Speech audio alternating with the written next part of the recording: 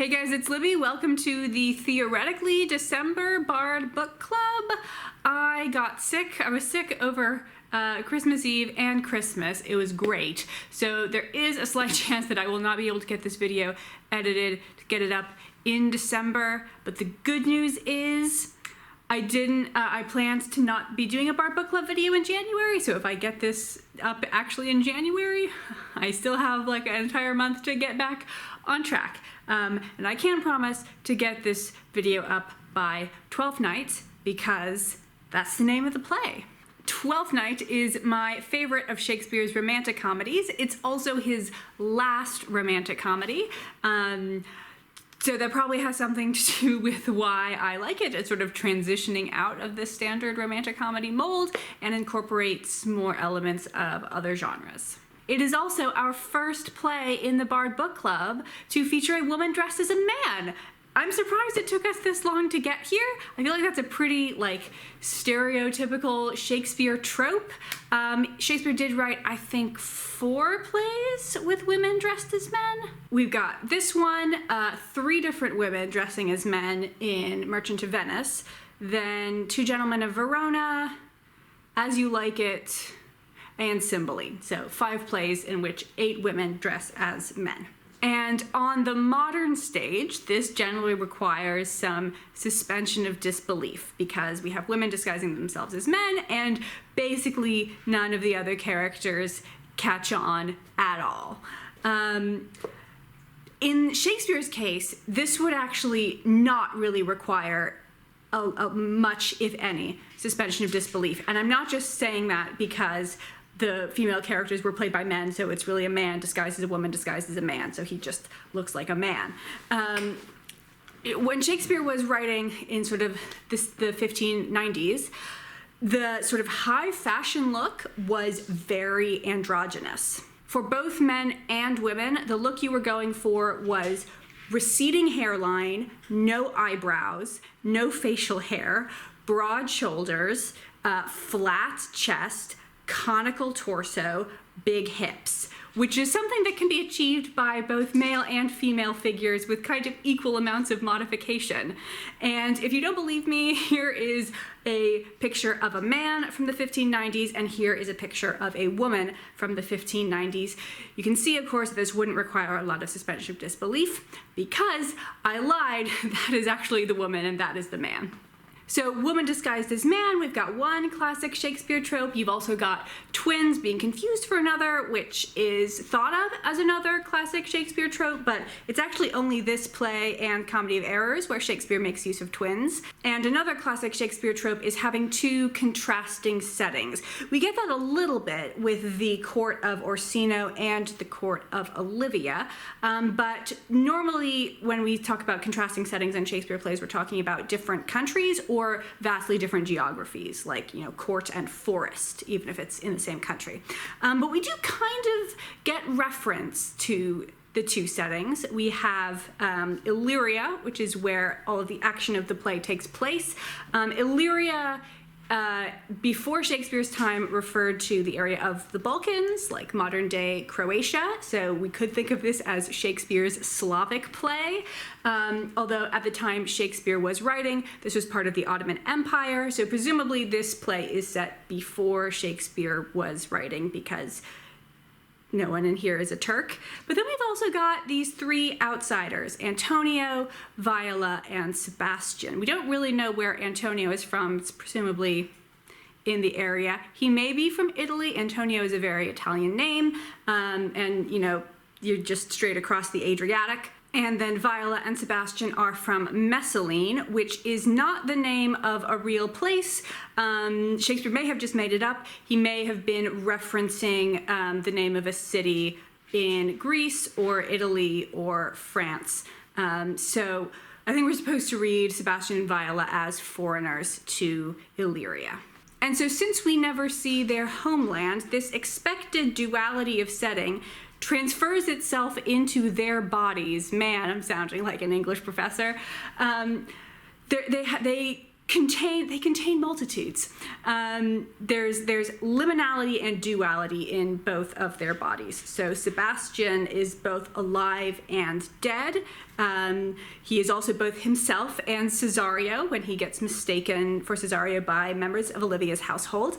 Viola is both man and woman. She's also both alive and dead from Sebastian's point of view. And she is both herself, Cesario, and Sebastian when Antonio mistakes her for Sebastian. So having covered all those classic tropes, I want to swing back around to the title again briefly, because it occurs to me that maybe not everybody knows what Twelfth Night is. Twelfth Night is, in the Catholic calendar, January the 6th. In the Orthodox calendar, which, since we're in Illyria, we might actually be on the Orthodox calendar in this play. Actually, had they split by the time Shakespeare was writing? Anyway, it's 12 days after Christmas, the 12th night after Christmas, which in Christian dogma is when the three kings finally arrive and are able to give their gifts to baby Jesus. 12 days is, enough time for Mary to recover from the birth and get pretty again so that she can pose for all of the nativity scenes. That's why it happens. And in the English tradition, the 12 days of Christmas are a time of unusual festivity and revelry, and also like pranks and sort of swapping, disguising, things turning upside down, all of which we see in this play. And also, if we are ending on Twelfth Night, that of course means we are ending the festival season, and we have to go back to reality. The sort of magical world of the play has ended. The sort of magical time of pretending that we can be other things has ended. It's all very meta-theatrical. And if we want to think of Shakespeare as planning out his playwriting schedule ahead of time, which we certainly don't have to, we could see this as Shakespeare finishing up his revelrous, festive, romantic comedy cycle, because he's about to move on to dark, bleak, tragic things. I believe the play he wrote after this was Troilus and Cressida. So let's actually open the book, move on from the title, and look at the characters. I just want to detail the classes that everybody's in real quick, because that is relevant. So we have Orsino, who is sometimes referred to as a duke and sometimes referred to as a count. I think in the actual lines that people speak, they refer to him as a count, but in the text markers where it says this dude says this, he's listed as a duke. This doesn't particularly matter. Olivia is a countess, so countess is lower ranked than a duke, so if we see Orsino as a duke, we could see some amount of class tension there, but mostly we just need to notice that these are both aristocrats. Then Sebastian and Viola are members of the gentry, which means that they do not have to work for a living, though they are not titled. Gentry is related to the term gentle, and you are gentle as opposed to rough if you don't have to work for a living. In Olivia's house, we have two knights, Sir Toby Belch and Sir Andrew Aguecheek. So these are not members of the nobility, but they have been bestowed a sort of title. Please notice that it is the same title that Falstaff has, Sir John Falstaff in the Henry IV plays. Then Antonio, who is a sort of an independent man, although a man who has to work, and then top servant Malvolio, other upper level servants, everybody else. So then, if we may be so bold as to move from the list of characters all the way into the actual text of the play, here we go, guys. We start with Orsino. Interesting. I have seen this play once on film and twice on stage, and in every one of those productions, they have flipped the first two scenes. Directors seem to not want to start with Orsino lying on a couch. He's lying on a couch. In poetry, calling for beautiful music.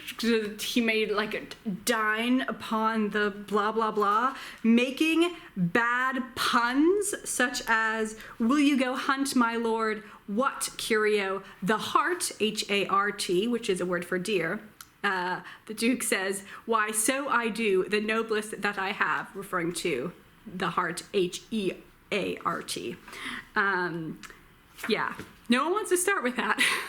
They want to start with the Viola and the shipwreck. Shipwrecks are exciting. We can open the play with like loud crashing sounds and people going, ahoy! And then, you know, we can have what most people read as our main character as the focus of our first scene. And she's way more relatable than Orsino, who, like, what is he even doing with his life? So now let's compare those two characters, Viola and Orsino. Because I think this is the closest thing I have to like a unified theory of this play. For some plays, I'm like, this is an allegory for this, and that's the main thing that the play is doing. I don't really have that for this play. My analysis is gonna consist of lots of little things, but the closest thing I have to an overarching narrative is this, and that is that Orsino is meant to represent Petrarch, specifically, or possibly medieval poetry and the medieval approach to love in general. And then Viola is representing Shakespeare, or possibly the early modern approach to love in general. And man, is it interesting that Shakespeare chose to represent himself as the female. So I told you in last month's Bard Book Club that you should familiarize yourselves with the poetry, the sonnets of Petrarch and Shakespeare. If you did not do that, then I will tell you what you need to know now, but also maybe go read them because they are good. So Petrarch was writing in, I thought it was the 14th century, let's call it the 14th century. He kind of invented the sonnets. Shakespearean and Petrarchan sonnets are slightly different in structure, but they're like 14-line poems with a set rhyme scheme. Petrarch wrote basically all of his sonnets to this lady named Laura, who he saw like across a room once when she was a teenager and fell utterly in love with her and decided that the appropriate way to express his love was not by going to see her, not by even writing her a letter. He should have no interaction with her, should merely sit as distantly as possible and adore her and express this adoration in poetry. In which he compares her to the wondrous beauty of nature. Petrarch uses a fair amount of nature imagery in his sonnets. And this style of sonnet is called a blazon, which is often an anatomizing, where you're sort of listing off parts of a person, like eyes, lips, hair. And talking about how great they are, how beautiful they are, mostly how beautiful they are, but you could also mention, like, I don't know, purity, or are there any other things that a woman can be? No, just beautiful and pure. That's all we need. Couple hundred years later, Shakespeare thinks this is nonsense. You should not compare your lover to a summer's day. That's a really terrible metaphor. He also wrote some anti-blazons, such as "My mistress' eye is nothing like the sun," which is where he itemizes elements of his lover's appearance and says, yeah, no, it doesn't look that good. But for the record, I still love her. So I see quite a lot of Petrarch in Orsino. He, despite even in the very first scene talking about how much he loves Olivia and honestly not shutting up about it the rest of the time that he is on stage, he's not on stage with her until the very final scene. He's sending other people to go to her, but he does not want to go himself. And he uses a lot of nature metaphors. He's got "Away before me to sweet beds of flowers, love thoughts lie riched when canopied with bowers," which is not just blank verse, the standard Shakespearean writing format of unrhymed iambic pentameter, but it is a couplet. Those are the lines that close out scene one, and the Orsino scenes, all the scenes that he's in, are much more likely to be in poetry than not.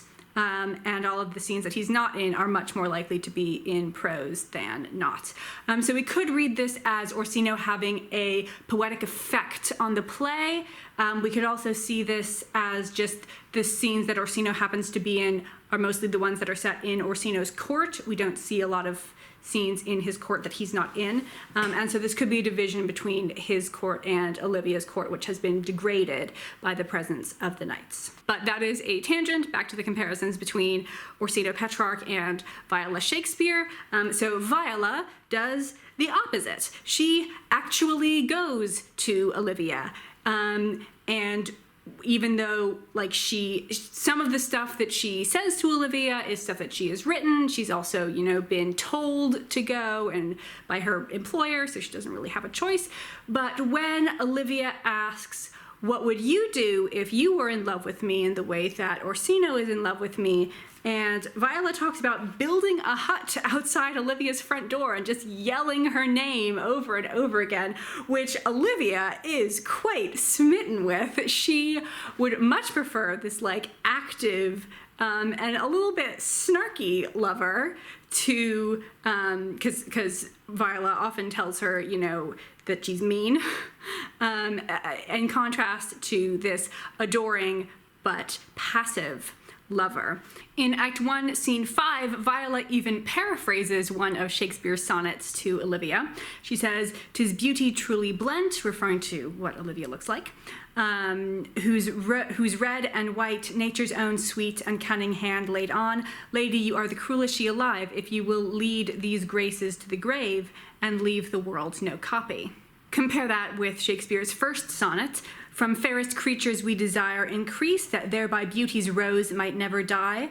But as the riper should by time decrease, his tender air might bear his memory.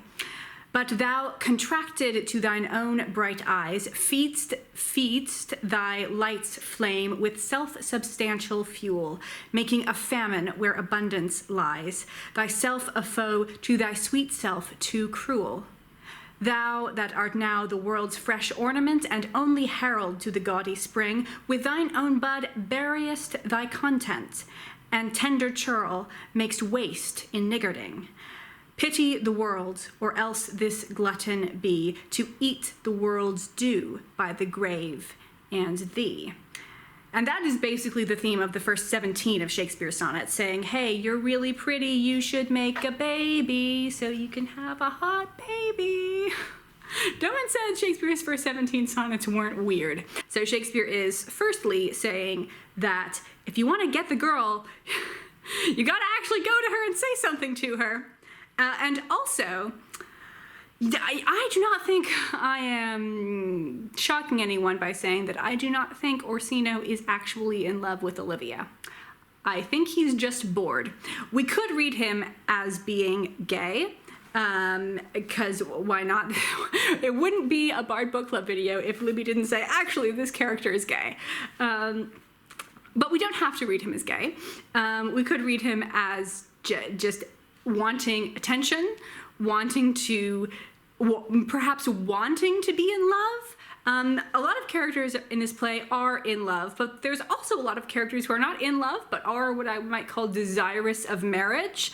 Malvolio and Sir Andrew are both desirous of marriage with Olivia, but they don't really seem to be in love with her. Same thing with Orsino. It does seem very convenient that he has decided to be in love with the one woman who will not have him because she's in mourning. And I think that Orsino does decide to be in love with her shortly after she has entered mourning. We don't really know how soon before this play starts her brother died. But when they say, she has vowed for 7 years to not see a man, no one follows it up with, and it's been 3 years already, so, we're almost halfway there. Just buck up, Orsino. It'll be over soon. No one says that. So I think we are at the beginning of her period of mourning. So Shakespeare isn't just saying, hey, Petrarch, I would get the girl and you would not because my love strategy is better. Shakespeare is saying, Petrarch, you are not really in love. I am really in love. And it's a hot fucking mess. Oh, one more thing about Orsino's use of natural imagery. He's really enamored of the sea. He likes to use it a lot in his metaphors. This makes sense. His house is near the sea. It's probably on his mind a lot. He says things such as, but my love is all as hungry as the sea and can digest as much. And so he talks a lot about the sea as a vessel or container, or as the digester, which is really awkward to do in front of Viola. She's like, yeah, the sea is a digester of my brother. I feel so great whenever I'm around you. Side note, I really don't know what what Viola sees in Orsino. I mean, he's not as bad as Bertram or Angelo, which nice Shakespearean ladies also somehow find themselves in love with, but he's still not great. So let's not talk about him anymore. Let's talk about what I refer to as the main characters. So I read the main characters of this play as being Viola and Malvolio. Viola is the main character of the A plot. Malvolio is the main character of the B plot. And they are kind of not in this play. They both spend time pretending to be what they are not. Viola pretending to be a man, Malvolio pretending to be like, how to phrase this? Well, we could say pretending to be the lord of the manor. In his fantasies, what he imagines is sort of being in charge. And so since they are not really in this play, which is a romantic comedy, they're kind of experiencing their own genres. Viola spends a lot of this play like experiencing a romance. If she was, really our true focal character, if we saw everything through her eyes and anything that she doesn't see we don't know about, we would read this play as a romance. And romances have sometimes been called tragicomedies because there is a lot of sadness in them, but everything kind of works out okay in the end. I mentioned that she is one of the many Shakespearean heroines who disguise themselves as men. The only other one who disguises herself as a man for the vast majority of the play is Rosalind from As You Like It. And it can be tempting to sort of read them in concert with each other, but I think we should read them contrastingly to each other. Rosalind, when she disguises herself as a man, it is an expression of liberty. It enables her to speak her love to Orlando. When Viola disguises herself as a man, it is a limitation. She is prevented from speaking her love. And she also has this classic Shakespearean romance element of losing a family member to the sea, which directly happens in Pericles, and there's sort of the notion of loss and sea going on with The Tempest and with Winter's Tale. No one really dies at sea in Cymbeline, but we do have another woman disguised as a man. So we've got all these ties to the romances that Viola is experiencing. So she spends a lot of the play being sad. And then at the end, there's like this miraculous reappearance of the lost family member who turns out not to be dead. And the lack of realism in Shakespearean romance, or at least the demand for a suspension of disbelief in Shakespearean romance, enables a lot sadder things to happen and have the play still be a comedy. So you can have all these really bad things happen, as do in the romances, but because like magic exists, it can all work out at the end. So you can have way lower lows because the high is still achievable. Whereas in a more realistic romantic comedy, you can't have that bad of a thing happen because we still have to be able to resolve it in a realistic way. Malvolio, meanwhile, is kind of in maybe Act 1 of a revenge comedy. Nope. Revenge tragedy. So before I read it this time, I read Malvolio's story as a tragedy, like a classic non-revenge tragedy, where you have this fatal flaw in the hero, which brings doom and gloom upon him. Malvolio's fatal flaw is certainly ambition. We could maybe mix credulity in with that as well, although his credulity is sort of fueled by his ambition. You would think that, if he found a letter saying that Olivia was madly in love with somebody else, he would say, oh, well, this is a fake. It's only because it's to him and it is conforming with his own desires that he believes it. So we do have that element of the fatal flaw, but there's something particular that goes on at the end. In the final scene, leading up to the final scene, the other characters who were involved with tricking Malvolio express some remorse for doing it. Sir Toby and Feste and I think Mariah say, wow, this is bad. We were maybe too mean to this guy. And Olivia, although she orders him to be locked up, she doesn't order him to be locked up because he has like dared to approach her with amorous intentions, but because she thinks he's insane. And what they did to insane people was lock them in dark rooms because they thought insanity was a result of overstimulation. And so if you just deprive people of stimulus, they will like calm down and become sane again, which probably worked for like a couple people, but mostly didn't help. So like, she also feels bad for him at the end, and there is a sense that the rest of the cast would be willing to re-embrace Malvolio, to let him rejoin society. But even when he is offered this, he responds with, "I'll be revenged on the whole pack of you," and he leaves. He has the option to be reabsorbed, which he refuses. And so this, if we just took his story and cut out all of the parts that he's not there for, we could maybe get Act 1 of a revenge tragedy where he then comes back and, you know, does enact revenge. However, presumably that doesn't happen, although maybe it does. Anybody want to write a 13th Night?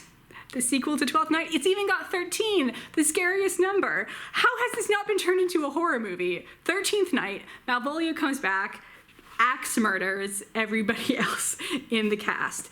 Oh man, I would so direct that.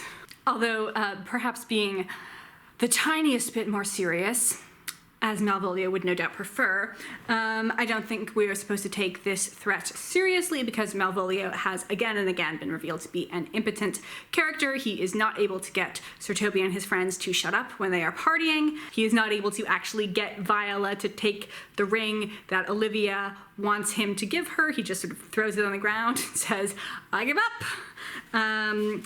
And there's also the more like physical sense of impotence. He mentions that the cross-gartering which he has done to the leg causes some obstruction in the blood, which, yes, we are supposed to read as erectile dysfunction. This is a Shakespeare play. Of course there are dirty jokes.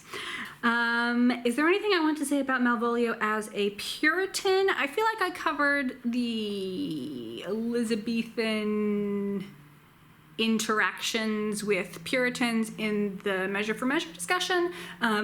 Angelo in A Measure for Measure is coded as puritanical. Malvolio is directly referred to as puritanical, which means two things. One, he doesn't believe in fun, and two, he is a hypocritical social climber, both of which we see in this play. Okay, check mark on that point. And related to this sort of magic that is associated with both Viola and Sebastian in this play, because Sebastian is the one who was dead but then comes back to life, at least from the audience's perspective, because Viola is the one that we get to know first, although from Sebastian's perspective, Viola is the one who was dead and then comes back to life. Both of them have this sort of magical ability to transform into whatever their lovers need them to be. So looking at those first two scenes again in Act 1, Scene 1, we learned that Orsino really likes music. And in Act 1, Scene 2, when Viola, who has never met him before, says that she can go be a servant to him, she says, "It is for I can sing and speak to him in many sorts of music that will allow me very worth of his service." It's like she has exactly what he needs, this ability to create music. Then when Olivia really wants this Cesario person to marry her, Cesario is able to transform from Viola into Sebastian, who is a person who is willing to marry her for like no reasons. Why does he do it? This is very weird, but it does happen.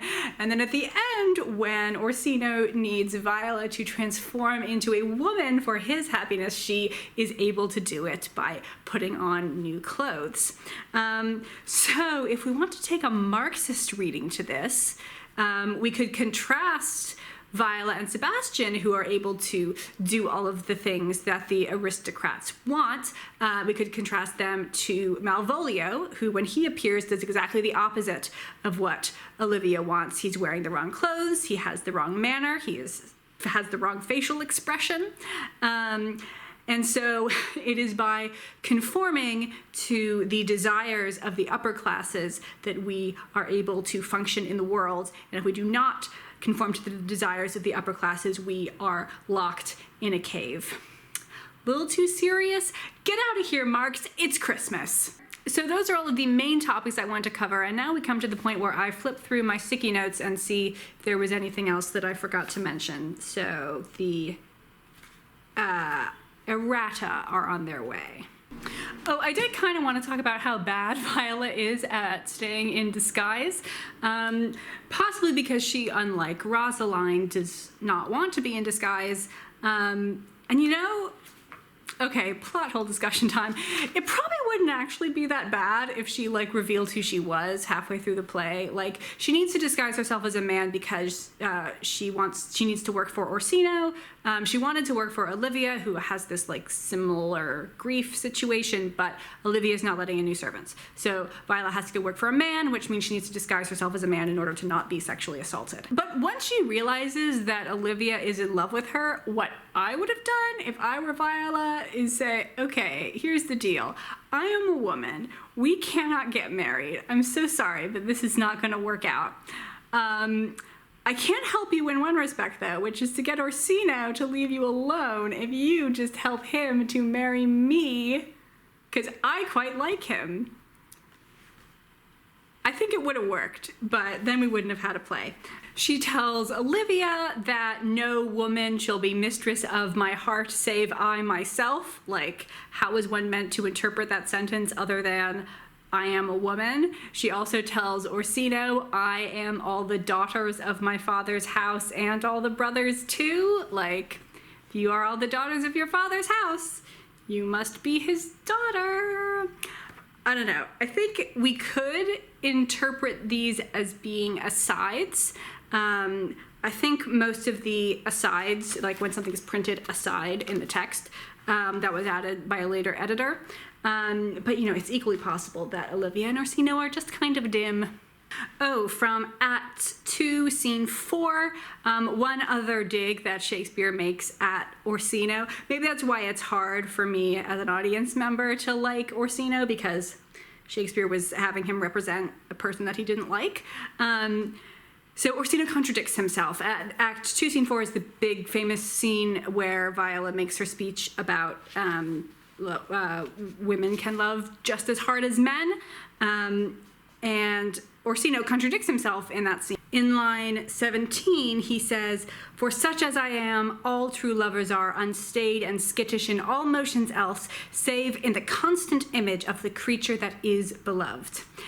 And then 17 lines later, in line 33, he says, "For boy, however we do praise ourselves, our fancies are more giddy and unfirm, more longing, wavering, sooner lost and worn than women's are." So, which is it, bruh?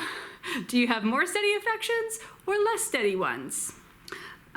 Two quick things from Olivia in the final scene, and then I want to close by talking about Sebastian's soliloquy, because it's great. So around line 105, I think it's very entertaining that Olivia says to Orsino, "If it be aught to that old tune, my lord, it is as fat and fulsome to mine ear as howling after music." So Orsino, who loves music so much, is being compared to howling, and Viola is the true music. Take that, Petrarch. And let's see.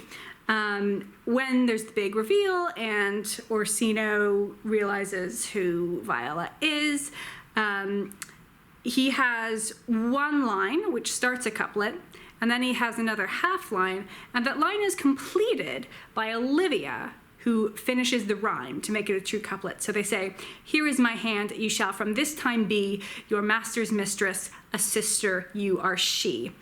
And I think that this is exactly what Orsino had wanted from the beginning, for Olivia to just make a couplet with him. And it's finally happening. They're just doing it as in-laws instead of lovers. We will do Sebastian's soliloquy, which is the beginning of Act 4, Scene 3. This is when he has encountered Olivia, who acts like she knows him. This is weird.